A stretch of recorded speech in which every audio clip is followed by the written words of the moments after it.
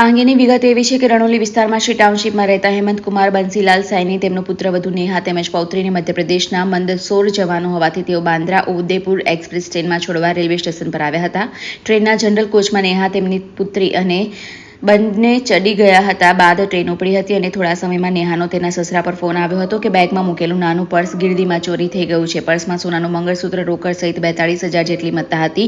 આ અંગે હેમંતકુમારે railway police સ્ટેશનમાં ફરિયાદ પણ આપી હતી. દરમિયાન રેલવે એલસીબીના સ્ટાફે રેલવે સ્ટેશન પર બે મહિલાઓ એક નાના બાળક સાથે શંકાસ્પદ હાલતમાં ફરતી જણાતા પોલીસે બંને મહિલાઓ પાસેનો સામાન તપાસતા એક પર્સ મળ્યું હતું, જેમાં રોકડ અને સોનાનું મંગળસૂત્ર હતું. આ અંગે ઝડપાયેલી મહિલાઓની પૂછપરછ કરતા બંને પેસેન્જરોની ગીર્દીનો લાભ લઈ મહિલા પેસેન્જરના ખભે ભરેલા થેલાની ચેન ખોલી પર્સની ચોરી કરી હોવાની કબૂલાત કરી હતી.